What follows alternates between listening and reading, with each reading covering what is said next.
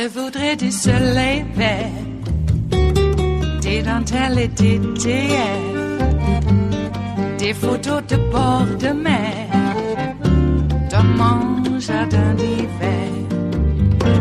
Je voudrais de la lumière, comme en Nouvelle-Angleterre. Je veux changer d'atmosphère, dans mon jardin d'hiver. Ma fleurs sous la pluie de novembre, tes mains qui courent, je n'en peux plus de t'attendre. Les années passent, qu'il est loin, là je tombe. Nul ne peut nous entendre. Je voudrais du Fred Astaire, revoir un latte. Democrats were heavily involved working with Ukrainians to dirty up the Trump campaign in 2016. Every elected official in Ukraine was for Hillary Clinton. Okay. Is that very different than the Russians being for Donald Trump? Ukraine tried to interfere in the 2016 election. I don't think this is fake news. I think these pieces were all well researched. It is clear to me that Ukraine did meddle in the U.S. election. Well, we've seen a lot of norms turned upside down since Donald Trump moved into the White House, but perhaps none is weirder than what you just heard. Congressional Republicans are knowingly spreading the Russian propaganda that Ukraine, not Russia, attacked the U.S. election in 2016. That's right, knowingly. As the New York Times pointed out, senators and their staffs have been briefed by U.S. intelligence officials that Russia has, quote, engaged in a years-long campaign to essentially frame Ukraine as responsible for Moscow's own hacking of the 2016 election. And how does Russia gain from the spread of this theory? David Holmes, political counselor at the U.S. Embassy in Ukraine, explained it in his public testimony. First of all, to deflect from the allegations of Russian interference. Second of all, to drive a wedge between the United States and Ukraine, which Russia wants to essentially get back into its sphere of influence. Thirdly, to besmirch Ukraine and its political leadership, to degrade and erode support for Ukraine from other key partners in Europe and elsewhere. Nevertheless, Nunes and company continue to spout these Kremlin-backed conspiracy theories. And Republicans' growing affinity for Russia is true not only of lawmakers, but also of voters as well. Voters as well. According to Gallup, there is a wide disparity among those who name Russia as the greatest enemy to the United States, a disparity along party lines, with Democrats 3 times as likely as Republicans to name Russians as the number one threat. Now, as you can see in this chart, after years of viewing Russia about the same, the parties began to split in 2016, the same year that Russia hacked the U.S. election, which Vladimir Putin would have you believe was done by Ukraine. Propaganda that Republican members of Congress have been happy to repeat. And joining me now is Jack Kingston, former Republican congressman and a Trump 2020 campaign surrogate. It's great to see you, Congressman. Great to be with you, Joy. Can you explain this to me? Because one of the things that I have found the weirdest about watching the Republican Party over my lifetime is the shift from the Reagan Republican Party to this party that seems to admire Vladimir Putin, admire Russia, and see Russia as not a threat, even though Russia literally attacked our election, which the former Republican FBI director, Robert Mueller, delivered a report saying they did it. What is this weird affinity with your party and Russia? Well, I don't think it's either or. And now, let me say, personally speaking, I think we should be working with Russia where we can work with Russia. We do have American companies like Procter & Gamble and Pepsi-Cola who've been there for years. I'm talking about decades and decades. All presidents have done that. You know, the Obama administration, the Bush, George W. Bush, all of these administrations have tried, even Reagan, have tried to come up with some way to live in proximity with Russia in a way that we're not arch enemies or about to go to war. I think all of the modern presidents think that. But this is different. This isn't just saying we should allow Procter & Gamble in there. This is saying if Russia says Ukraine is the real guilty party in 2016, we believe it. John Kennedy, you heard him. Even though he's been told, they've all been told, Nunes is the ranking member on intelligence, They know Russia did it, but they're saying Ukraine did it. What is that about? Well, I think they're basically saying both of them have done it. But there is both of them didn't do it. But wait, both of them didn't do it. Ukraine did nothing to us. Ukraine did nothing to us. There has been a lot of evidence and a lot of discussion that Ukraine was involved in it, like the DNC hack. Wait. DNC. Are you trying to say that you think that Ukraine was involved in hacking the DNC server? I think it's possible. And it's not possible. Joy, the reason why I say that is because these hackers aren't really within one border or the other, and I think the overlap between Russian sympathizers within Ukraine, I think there's no what you just said, but there's literally no evidence of it. The Mueller report, the first half of it's thick, like 400 something pages. The whole first half is about the attack on the DNC and what played out afterwards. And our intelligence services, we have 16 of them, they're pretty good at what they do, have definitively determined that it was the Internet Research Agency, a Russian outfit in Russia. Russians attacked the DNC server. This whole thing that CrowdStrike did it, you know who CrowdStrike is? They're a company that the Republican Party also hires to secure their servers. They're based in California. They have nothing to do with it. They were the company the DNC hired because they knew they'd been hacked. They're like, we need a CrowdStrike type company. Republicans hire them. There is nothing Ukraine had to do with the DNC server. I just want you to know that. Okay, that is definitive. Let me say this. I don't think there's any rush to embrace Russia. If you talked about lifting the sanctions on Russia, on a bipartisan basis, but certainly led by Lindsey Graham, among others. No way in the world. They just did it. I'm going to stop you right there. Republicans led by Lindsey Graham and Mitch McConnell. The reason Mitch McConnell is called Moscow Mitch is that the Republicans almost all got together, almost universally decided to lift sanctions on sanctioned Russian entities and businesses. And then not too long afterwards, $200 million in investment by Russian oligarchs went right to Kentucky.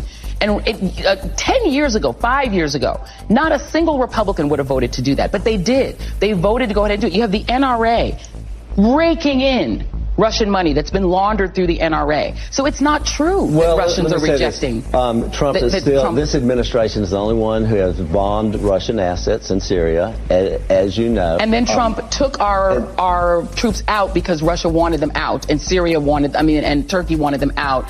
And even the sanctions that they've put through, he's done it reluctantly. Well, I think in terms of the troops, that was a matter of we need to stop some of these endless wars. And it really wasn't a big shift of the troops. They're now in western Iraq, the where ones Trump that says he we're took taking out of Syria. Their oil.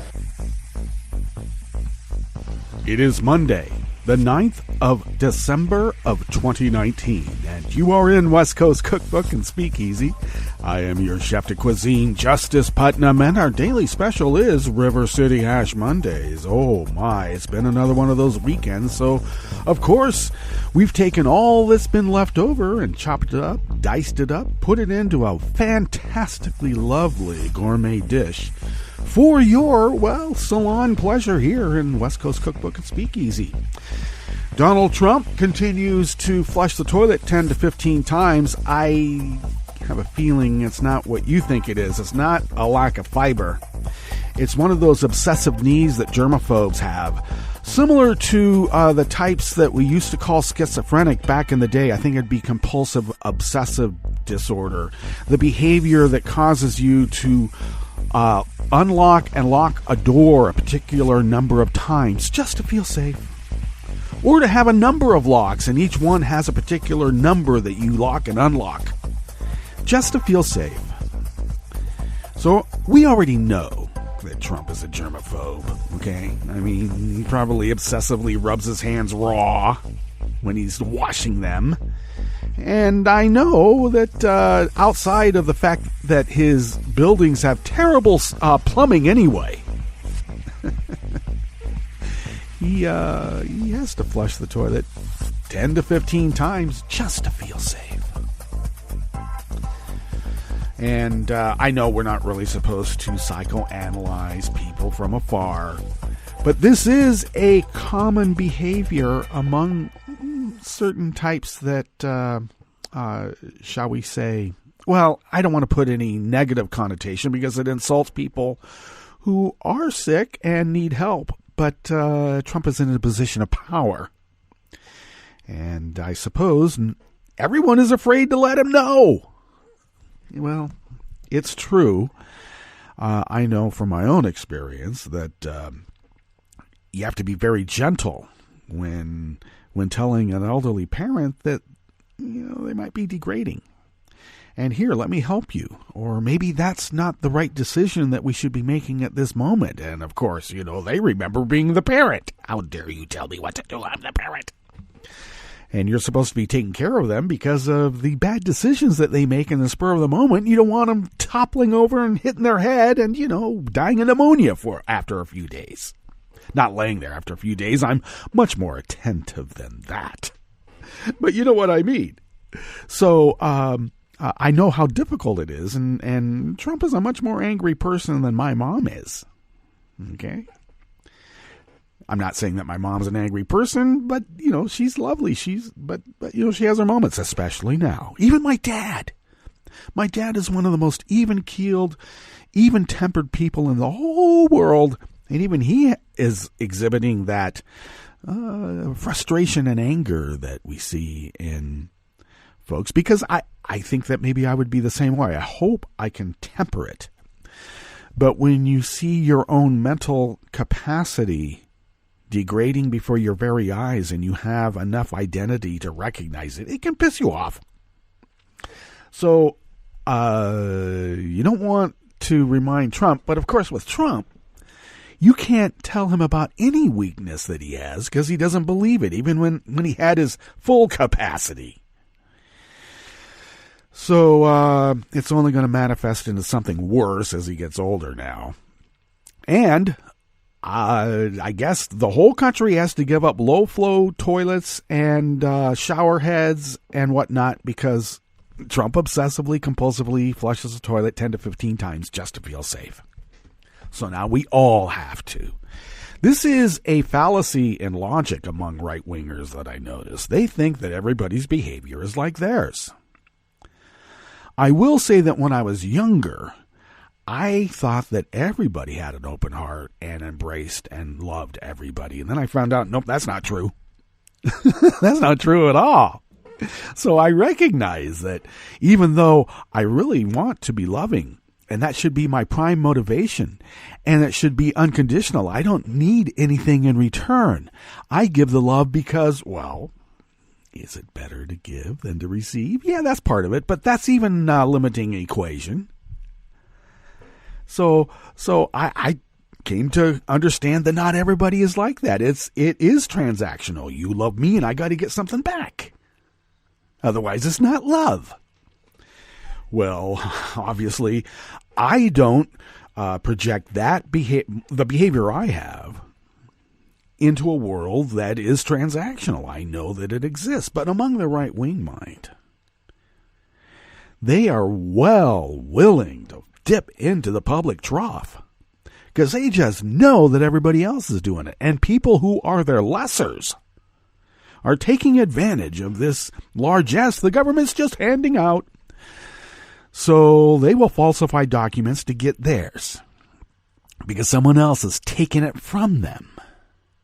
And if they are good people, what about all those bad people out there? And you know that all of us Democrats are bad people. In fact, we're even lesser in terms of what our civic discourse is.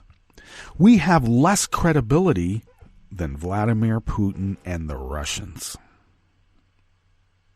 To the point that military commanders are now a bit concerned about the brainwashing that has been taking place among the troops, where they have seen a vast and very rapid acceptance of Vladimir Putin's positions among the troops in lockstep with Donald Trump. Well, there is a solution to that, of course.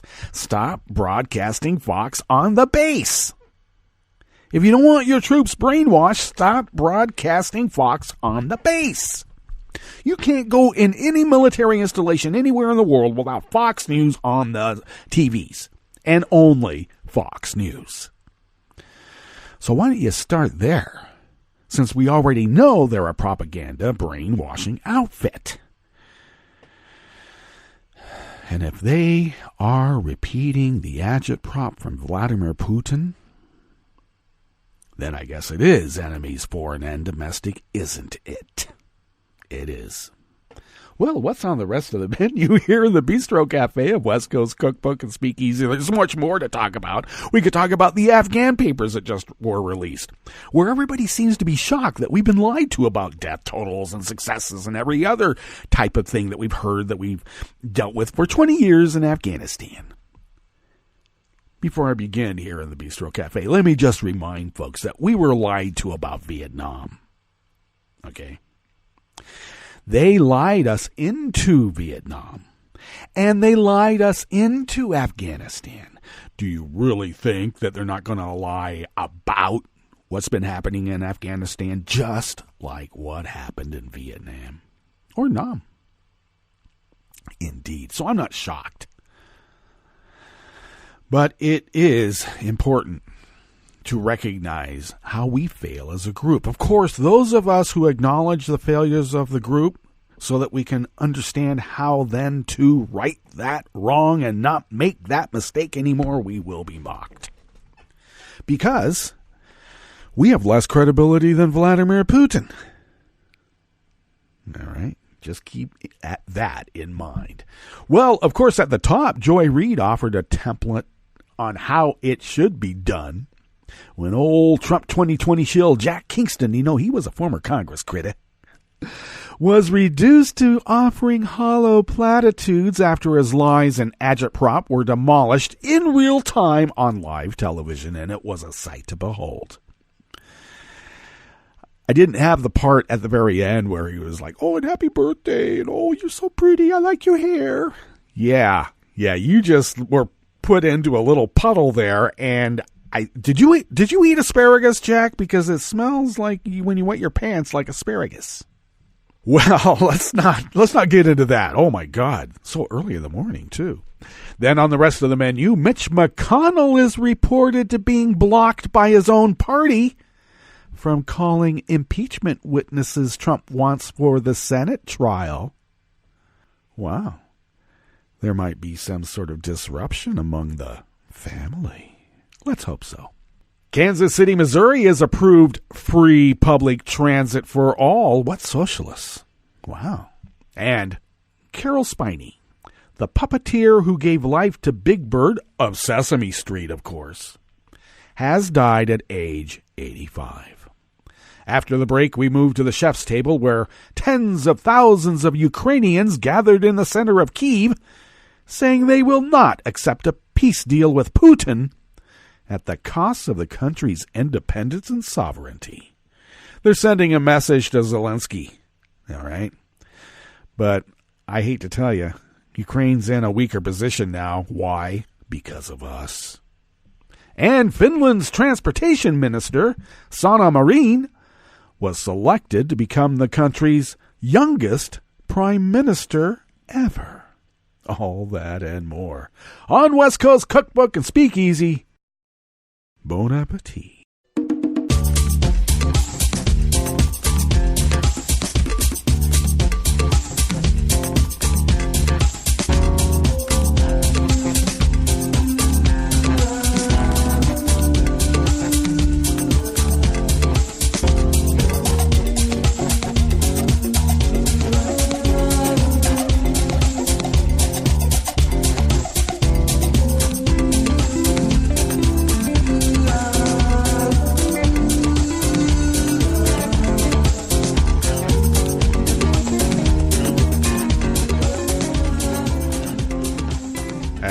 Bottom of our homepage at netrootsradio.com, to the rightish of the page, right there by the social media scroll, is our chat link, and our chat link is monitored by Kelly Lincoln, and thank you, Kelly.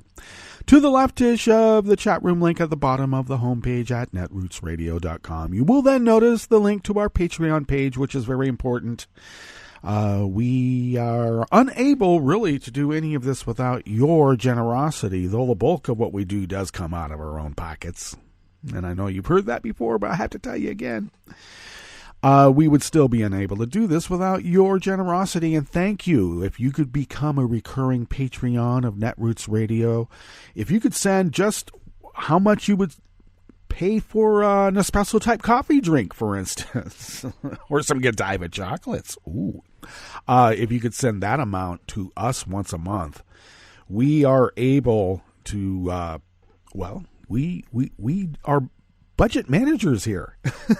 We are able to stretch dollars without any real currency rate going. We just are able to stretch them and pay those bills and accumulate funds to get newish machinery. And thank you for that generosity. Do so once again at our Patreon link. And you could do a recurring contribution. That's how it works. And you could do a one-time, but you would have to sign up for a recurring contribution. I should mention that we tried to move away from PayPal as much as we could, and Patreon right now seems to be backing better politics in our assessment. So that's where we are. And once again, thank you for your generosity. If you would like to follow Netroots Radio on Twitter, it is so simple. Just do so at Netroots Radio. Tom takes care of that, and thank you, Tom. I take care of at Justice Putnam, and you could follow me there because I also post the show notes and links diary on Daily Codes about 10 minutes before showtime, and then link that up on social media for everybody's social media linkage pleasure. Follow the show on Twitter at Cookbook West, and most important of all, pick up podcasts by way of Spreaker, Stitcher, TuneIn, iHeart, YouTube, iTunes, etc. Etc., etc., etc., etc. Wow, all this Latin. It's amazing. It does kind of crack me up, like no one knew what quid pro quo was, and the media suddenly says, oh, it's all this Latin. No one knows what that means. Yeah. You know what an assault on the truth is? That's called agitprop. All right? Getting a lot of agitprop these days. Speaking of which, let's get right into this first offering here in the Bistro Cafe of West Coast Cookbook and Speakeasy. And it comes out of, let's get down here. I'm on alternate, so lots of ads to be able to get through here. And, okay, so it is from T-Bog, and alternate and raw story are linked up, by the way, now. According to a report from the New York Times, Senate Majority Leader Moscow Mitch McConnell. I added the Moscow. T-Bug didn't put that in here. But I will. Moscow Mitch is finding his hands tied by members of his own party who are skeptical over the appropriateness of calling some of the witnesses Trump and a few of his House Republican enablers want to appear. As the Time notes, while Democrats who control the House are focused on a swift impeachment vote by the year's end, the White House is almost entirely consumed by the trial that would follow in the Republican-controlled Senate, where Mr. Trump's team believes he would have the chance to defend himself and where Democrats would almost certainly fall short of the two-thirds vote they would need to remove him from office. Once again, it's not about removal. That would be nice, though. However, Republicans who have been hamstrung by White House infighting over impeachment strategy are uncertain what road they want to go down. And a few are balking on voting for some witnesses to appear despite the GOP majority. That, in turn, takes one of Trump's defenses out of the hands of Moscow Mitch. I added the Moscow to the Mitch. Saving the impeachment trial is full of unknowns, the Times reports that Texas Senator Ted Cruz, Repug of Texas, admitted, I added the EPUG. There was an R there in a parenthetical, so I just added the EPUG for pizzazz. Well, Cruz admitted not everyone in the GOP caucus is on the same page. Well, rest assured, I know how the GOP caucus works, and they're like a family. At a meeting with senior White House officials and senators in the Roosevelt Room of the White House almost 3 weeks ago, Cruz made clear that there are not enough Senate votes to approve some of the edgier witnesses the Democrats and Republicans want to call. While he mentioned no names, it was interpreted by those in the room to refer to people like Hunter Biden, the son of the former vice president who Mr. Trump pushed Ukraine to investigate. Because when you got 3 kids making billions around the world, hang it on the kid who was actually appointed to a board and paid a measly amount in comparison to give credence to the fact that they had been rooting out the deep-seated corruption that Trump wants to put right back in, because Trump only cares about corruption.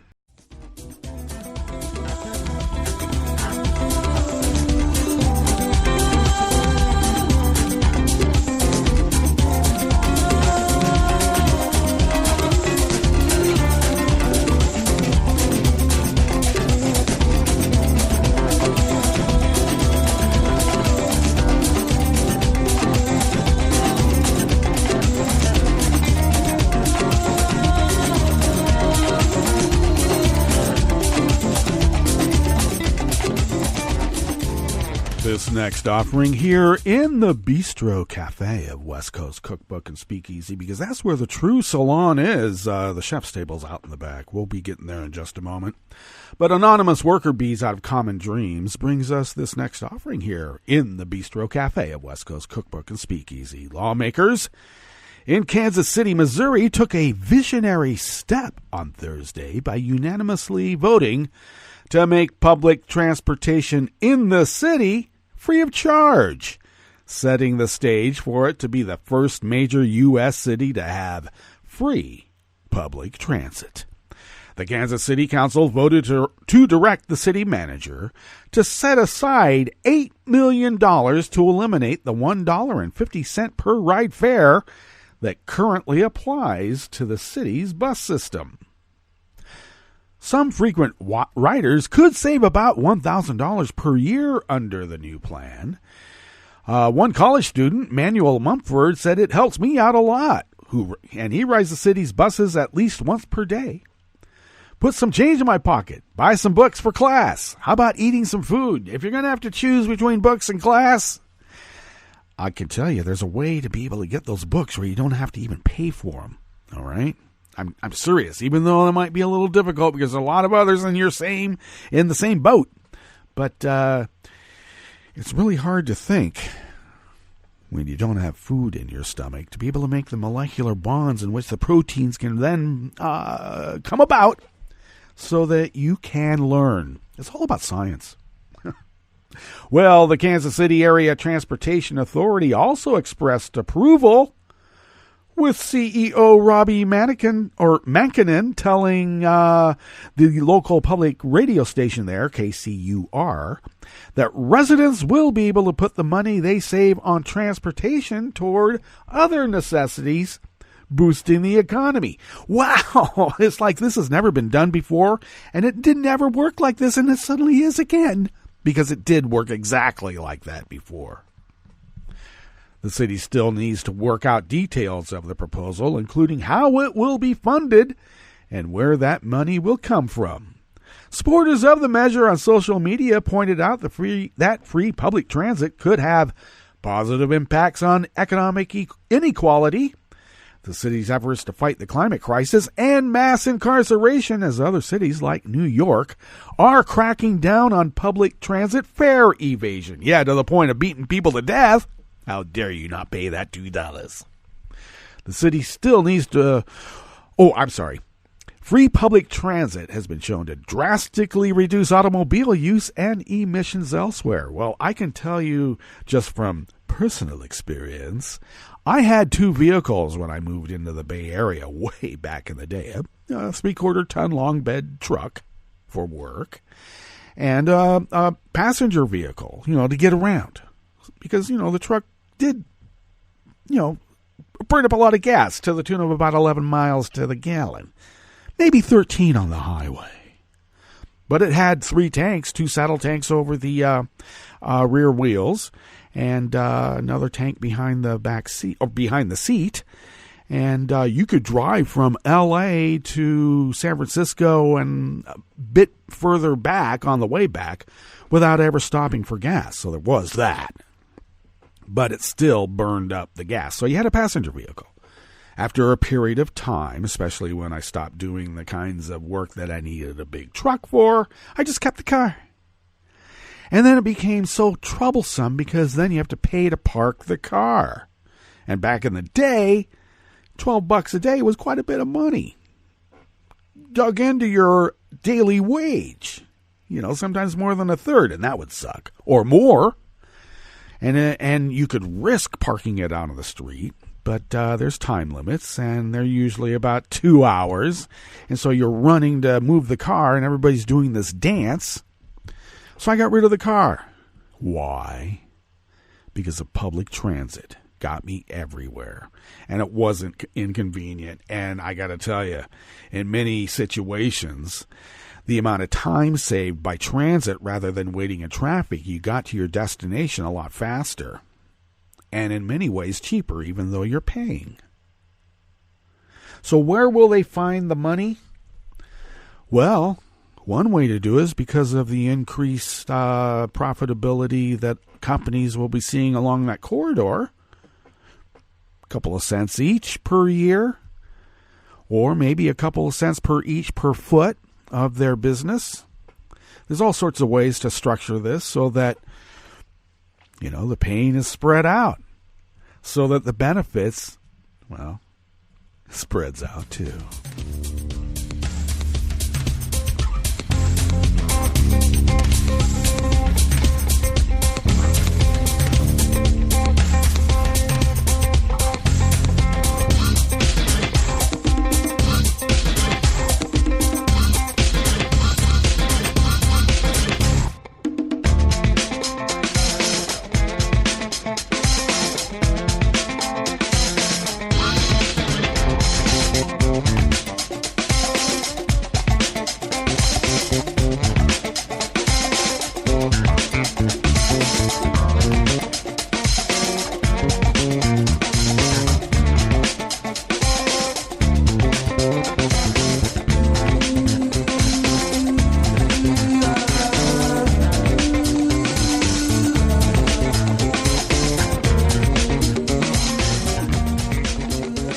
This final offering here in the Bistro Cafe at West Coast Cookbook and Speakeasy is actually very, very sad. It just shows another example of how temporary, really, this plane of existence is for all of us. Big Bird has passed away. Now, Big Bird, of course, was the great Caroll Spinney, puppeteer. And he didn't only just do Big Bird, he did Grouch also, and voices for all sorts of characters. And he was 85 years old, had an illustrious career, kind of pushed around as a kid. He's about 5'10", so you think of Big Bird being quite tall, and Big Bird was. And he did a little bit of a contortion to make that puppet work. He was inside of it. And Big Bird was really described as the most human-like or the most real character on all of Sesame Street, the one that probably gave more guidance to kids in their trek towards understanding and getting along, and also just being kids. He was kind of pushed around, as I said, as a kid. He wasn't very big. He was considered puny, in fact, described so by a teacher when a teacher was asked, how do you describe puny? And she said, Caroll Spinney, he's pretty puny.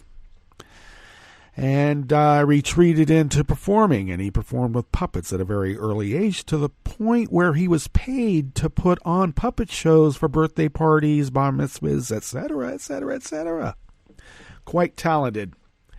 And another example of a passing of a generation. I was a little bit too old when Sesame Street came out in 1969.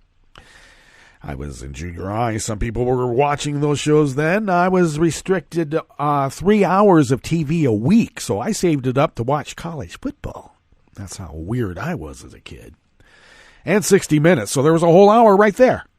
So 2 hours of college football, and sometimes you can get to watch all the football game because, well, you used it up watching 60 Minutes. So I didn't watch Sesame Street, but my son did. And he also watched Mr. Rogers. And we also, I don't know, we would shake it up a little bit and, watch some, I don't know, offbeat things too. So it wasn't all just, the shining city on the hill. Big Bird was a great influence on little kids. And that was a great model to identify after. And his questions and his wonder at what it means to be in the world and figuring it out. I think that was conveyed very well by a great actor. All right, let's get to our break. And when we get back from that break, we are going to go through weather from around the world. And we are going to finish up with the stories that we have curated for you today. You are listening to West Coast Cookbook and Speakeasy. And we will be right back. You are listening to netrootsradio.com. Please hang up and try again.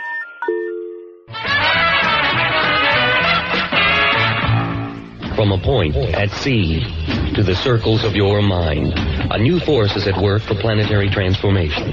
New radio for a new Earth.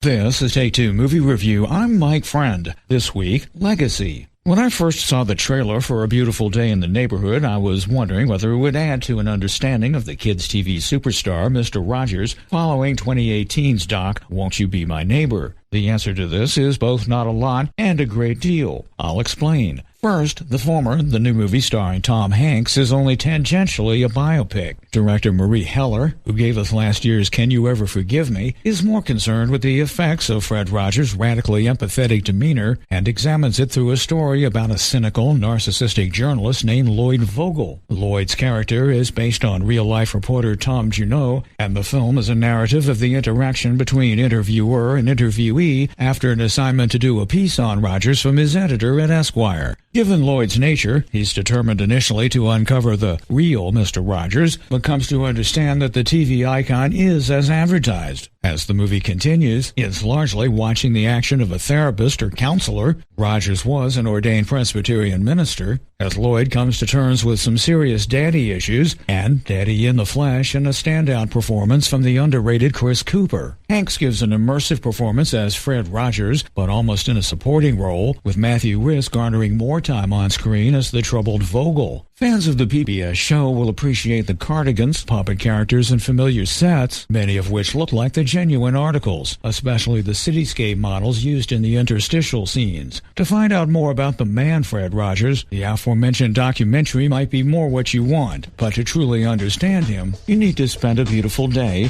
or at least a couple of hours of one, in the neighborhood. This has been Take Two Movie Review. I'm Mike Friend. Catch up with us at take2moviereview.com and feed us back on our page on YouTube.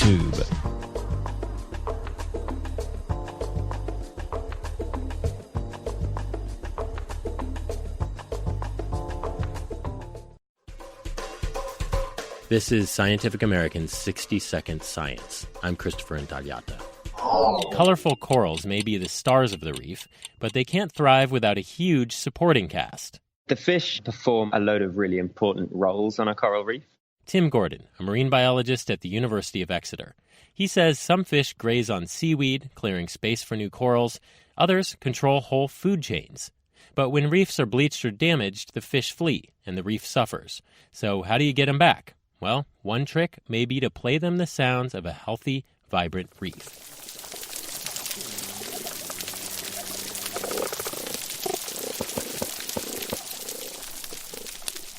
Gordon and his colleagues played that symphony of snapping shrimp and whooping, hammering, croaking fish on underwater speakers for 6 weeks at a test reef built off the coast of Australia. And at the end of the trial, twice as many fish were living at that vibrant-sounding reef, compared to identically built reefs outfitted with dummy speakers or no speakers at all. So fish from every level of the food chain, so herbivores and planktivores and omnivores and even predatory piscivores, were all being attracted by this sound. The details are in the journal Nature Communications. But even though it worked, isn't it sort of false advertising? Yeah, in a way it is, kind of. So it's important that we think quite carefully about how we would use this in conservation practices, so that this will only be useful if you're bringing fish into somewhere that it's worth bringing them to. Restored reefs, that is. But even if you can lure fish to reefs, it's worth remembering that even healthy coral communities won't stand a chance in overheated seas. Thanks for listening. For Scientific American's 60-Second Science, I'm Christopher Intagliata. I'm probably okay to have one more drink before I drive home. I'm probably okay. I open the window to stay alert. Probably okay. I just popped some gum in my mouth. Step out of the car, please. I probably made a mistake. Probably okay isn't okay when it comes to drinking and driving. If you see a warning sign, stop and call a cab, a car, or a friend. Buzzed driving is drunk driving. A message brought to you by NHTSA and the Ad Council. This is an important message from the U.S. Department of Health and Human Services. When it snows this winter, make sure you clear more than your driveway. Before you hit the road and before you get in the driver's seat, check to be sure that your vehicle's tailpipe is clear of snow. If the tailpipe is blocked, carbon monoxide, an odorless, colorless, and deadly gas produced by your engine can build up quickly inside your vehicle, poisoning anyone inside. To learn more, call 1-800-CDC-INFO. That's 1-800-232-4636.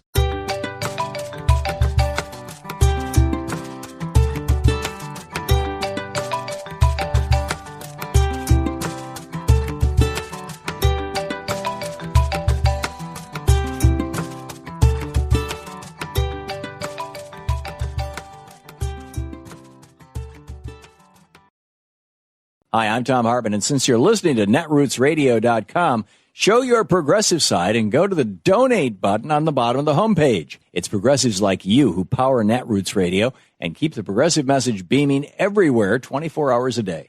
Just go to our donate button at the bottom of netrootsradio.com. Thank you for keeping progressive radio at full power.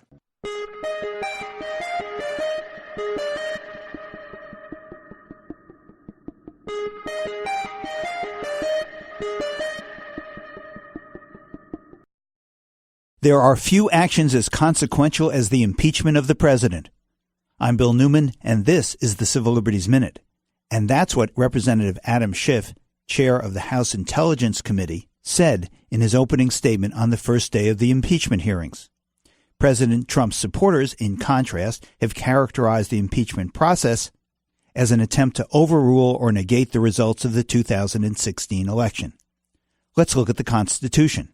Impeachment and the possibility of removal of a duly elected president from office was very much on the minds of the founders.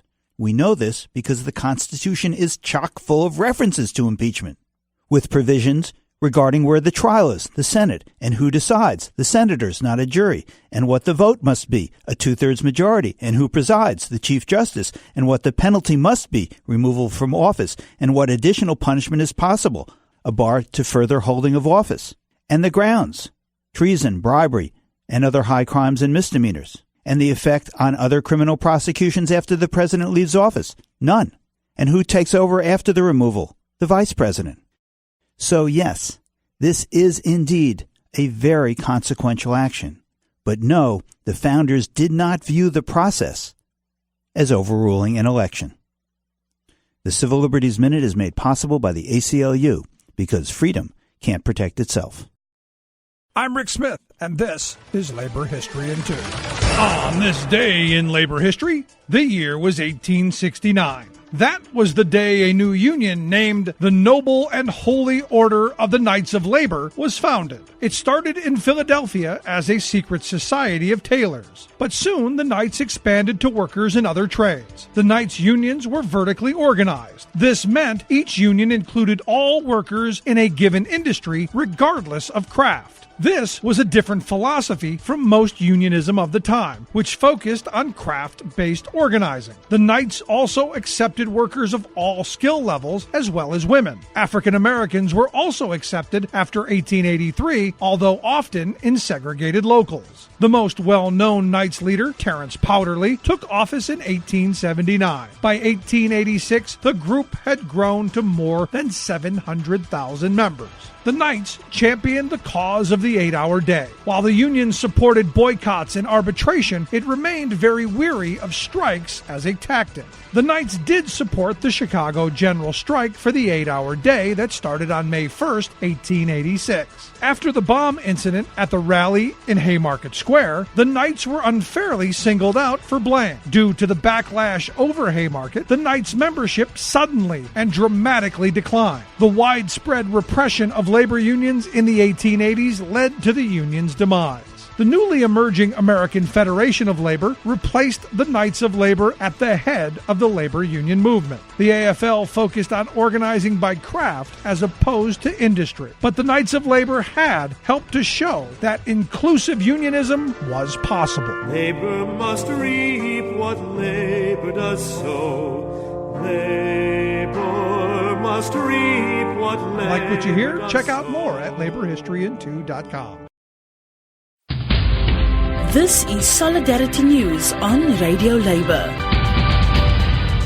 This is a Radio Labour report recorded on December 9th, 2019. I'm Mark Boulanger.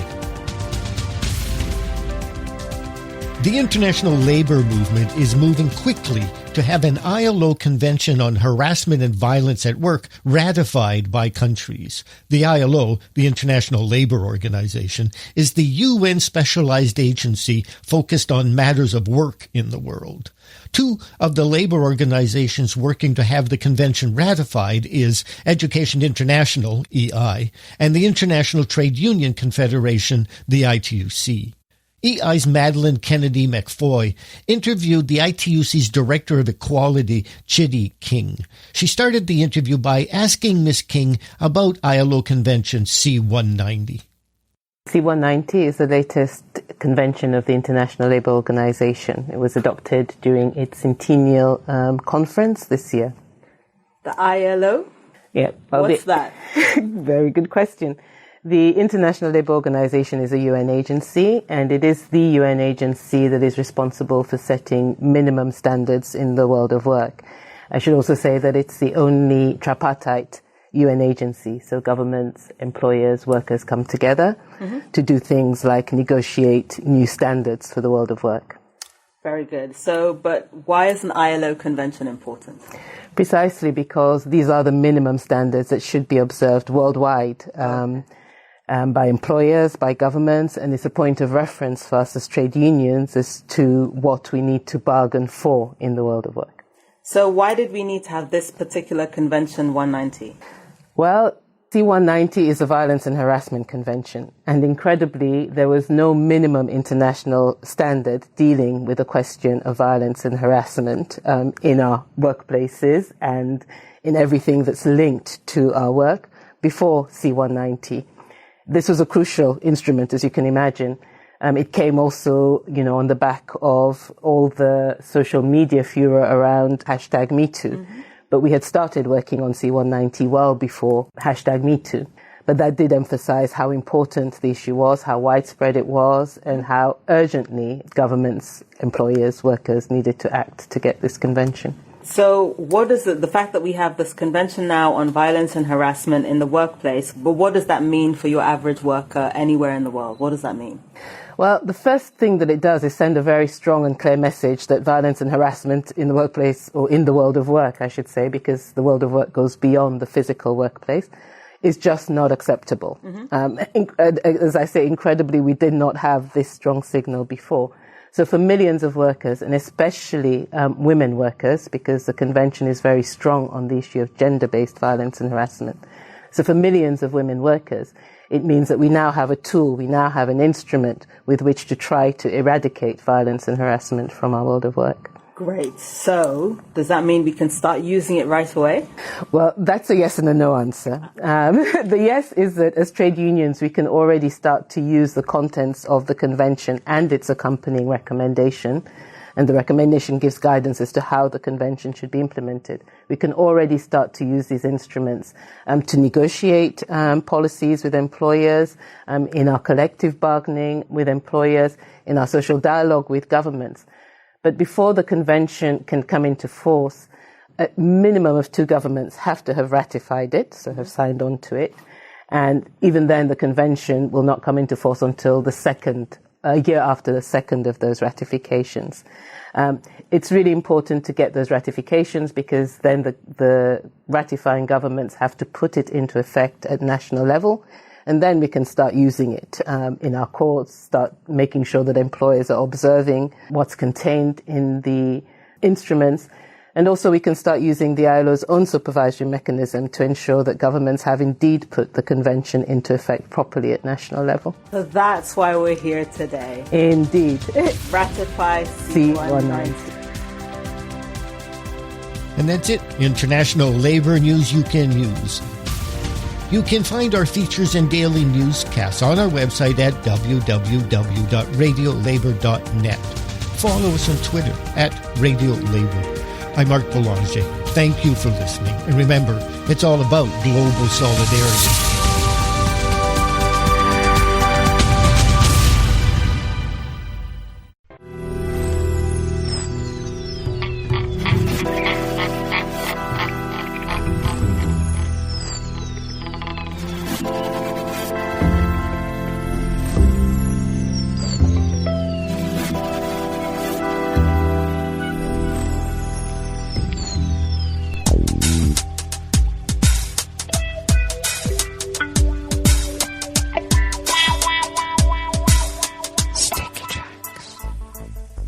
Thank you for accompanying us here to the Chef's Table at West Coast Cookbook and Speakeasy River City Hash Mondays.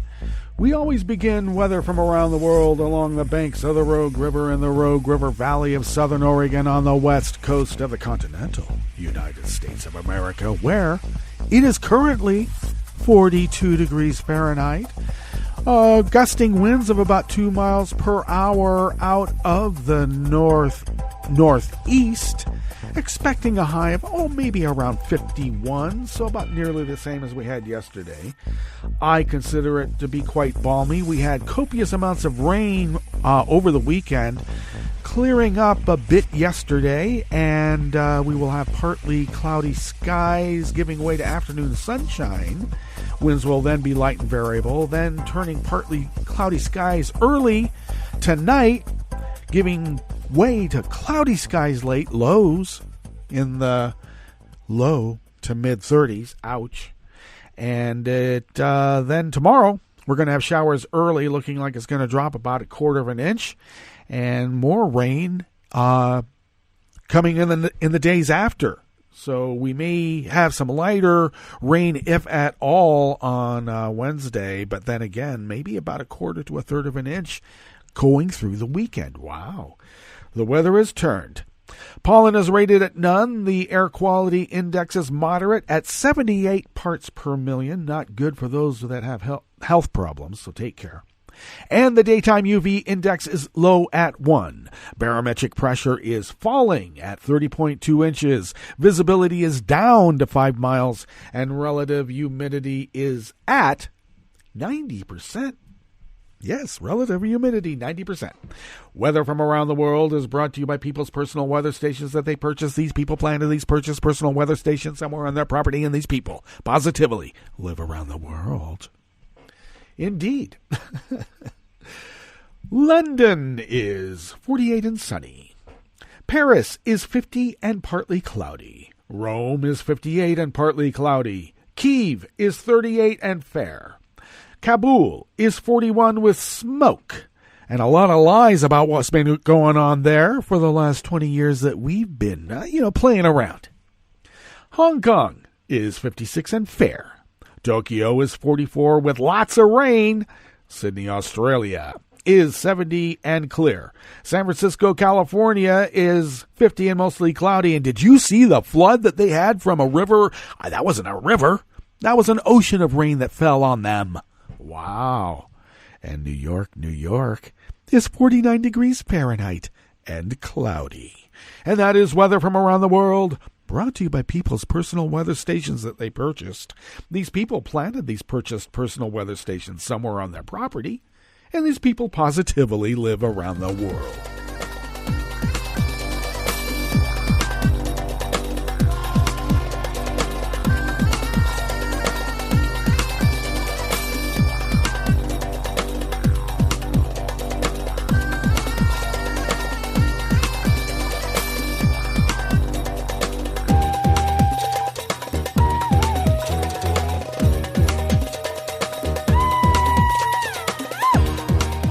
anonymous worker bees at Reuters bring us this first amuse-bouche here at the chef's table at West Coast Cookbook and Speakeasy. River City Hash Mondays, by the way. Tens of thousands of people gathered in the center of Kyiv on Sunday yesterday to send a message to Ukraine's president, who meets his Russian counterpart today. That would be Vlad.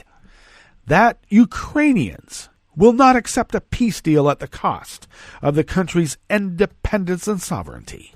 We are here because we are not satisfied with the peace at any cost, the peace at the cost of capitulation. Ina Sovsun, a lawmaker of opposition Gallows, translated as the Voice Party, told the rally. Zelensky and Putin are meeting in Paris alongside the French and German leaders, no Americans, because you know what? I guess we've just fallen in disfavor around the world. That's one way to make America great. Well, they're meeting in a renewed effort to end the conflict between Ukrainian troops and Russia-backed forces in eastern Ukraine that has killed more than 13,000 people since 2014. Well, you know, Vlad could remove his troops and give the Crimea back to the Ukraine. He could, but will he? No, he's not.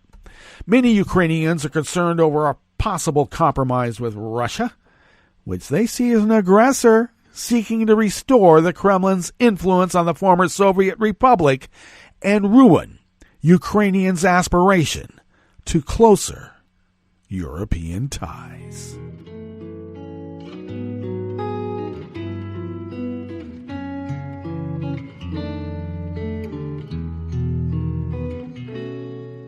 Je te donne ce mon amour pour la vie entière. La promesse de me trouver à tes genoux. Aussitôt que tu m'appelles, rester toujours fidèle.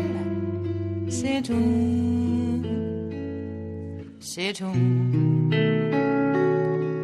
Je te donne tous mes printemps, mes étés de mer, mes automnes quand les feuilles tombent partout. Si ce n'est pas une bonne affaire, je te donne tous mes hivers, c'est tout. Tarmo Verke of Reuters brings us this final amuse-bouche here at the chef's table at West Coast Cookbook and Speakeasy. Finland's transportation minister Sanna Marin was selected by her Social Democratic Party to become the country's youngest prime minister ever, taking over after the resignation of Antti Rinne.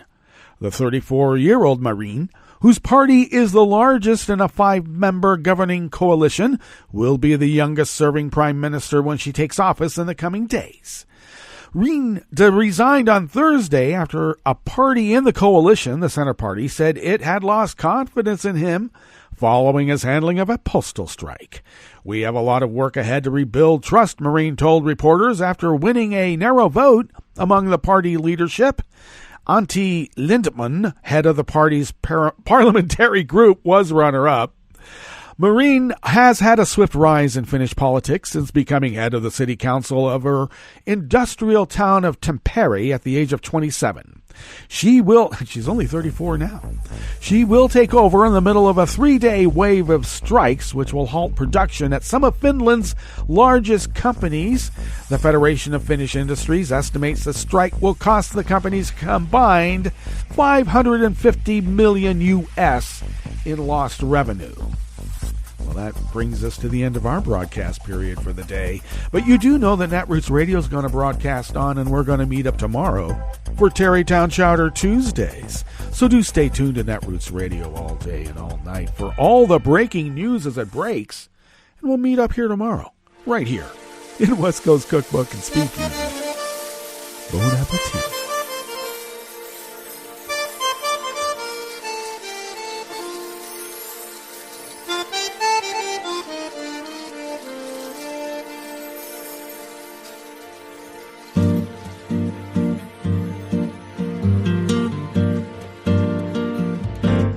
Je voudrais du soleil vert, des dentelles et des théières, des photos de bord de mer, dans mon jardin d'hiver. Je voudrais de la lumière, comme en Nouvelle-Angleterre. Je veux changer d'atmosphère dans mon jardin d'hiver. Ma robe à fleurs sous la pluie de novembre.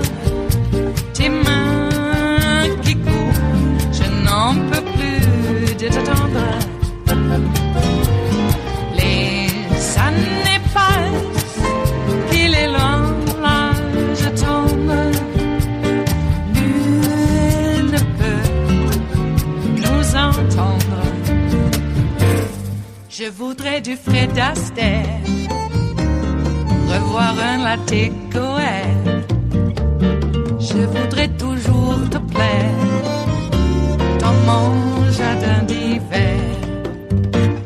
Je veux déjeuner par terre, comme au long de golfe clair, t'embrasser les yeux ouverts dans mon jardin d'hiver. Ma robe à fleurs sous la pluie de novembre. Tes mains qui courent, je n'en peux plus de t'attendre.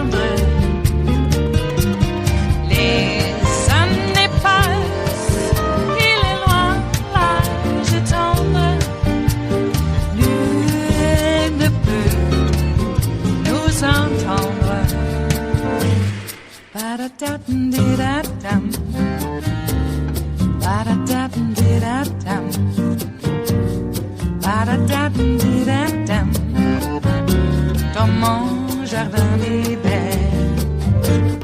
Ba-da-da-dum-di-da-dum, ba-da-da-dum-di-da-dum, ba-da-da-dum-di-da-dum, dans mon jardin d'hiver.